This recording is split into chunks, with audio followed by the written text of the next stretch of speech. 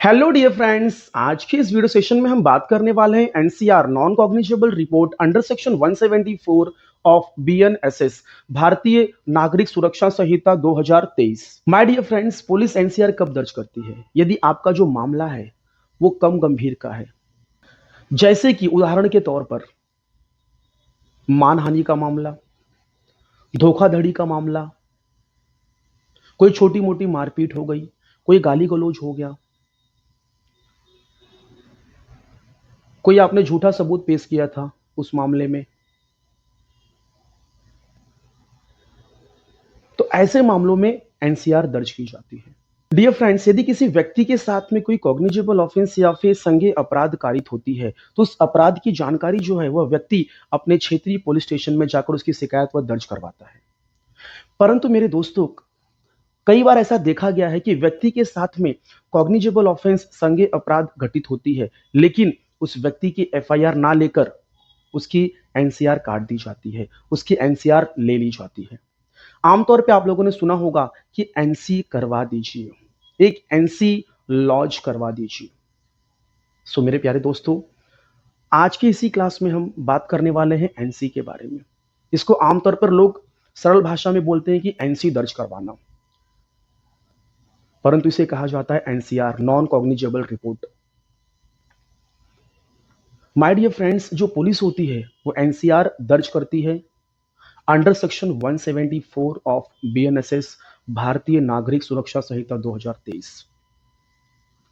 एक बार आपकी जब एनसीआर दर्ज कर ली जाती है तो पुलिस आपको बताती है कि हमने तो एफआईआर नहीं ली है, हमने एनसीआर ले ली है, और आपके इस एनसीआर वाले मामले में जो हमने एनसीआर जो दर्ज की है इस मामले में हमें इन्वेस्टिगेशन करने की पावर नहीं है।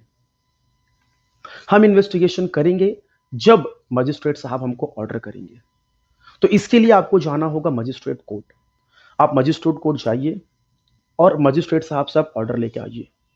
अगर आप ऑर्डर लेकर आते हैं तो आपके मामले में हम इन्वेस्टिगेशन करेंगे, और यदि आपका मामला कॉग्निजेबल ऑफेंस होगा, गंभीर प्रकृति का होगा,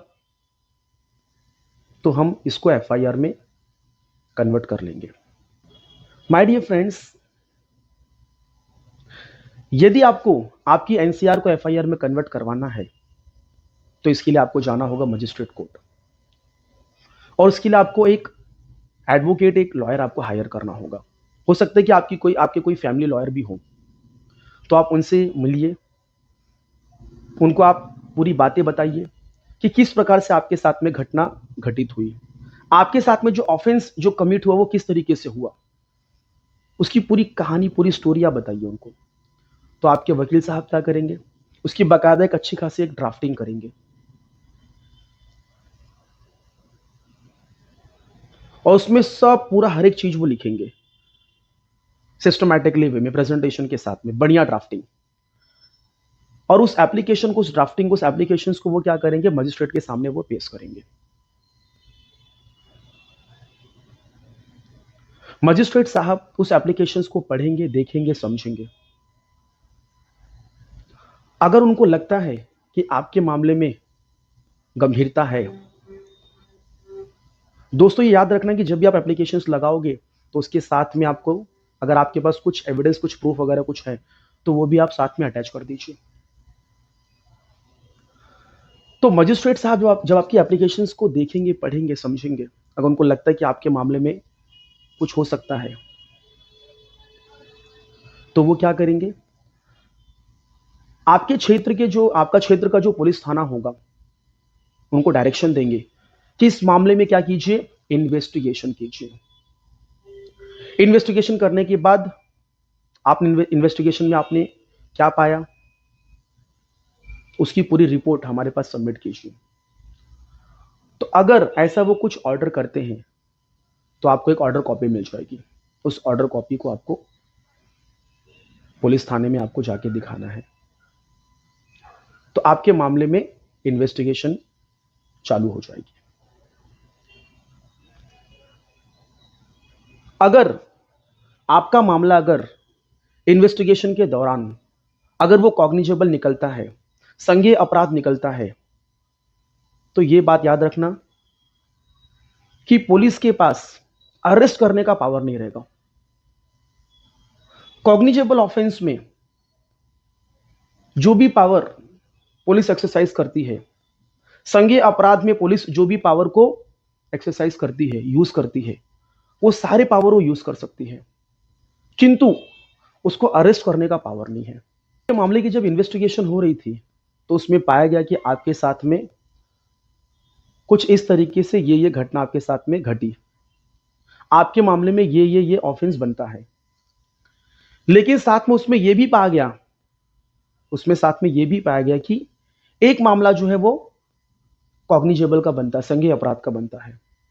तो होगा क्या, जो असंज्ञेय जो अपराध थी, जो नॉन कॉग्निजेबल ऑफेंस थी, उसके साथ में एक कॉग्निजेबल ऑफेंस भी जुड़ गई। तो होगा क्या, उस पूरे ऑफेंस को, उस पूरे मामले को कॉग्निजेबल ऑफेंस समझकर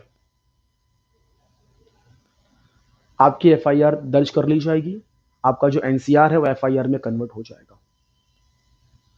उसके बाद जो रेगुलर जो प्रोसीजर है एफआईआर दर्ज होने के बाद का, उसी के हिसाब से आपका पूरा ये जो केस है वो चलेगा।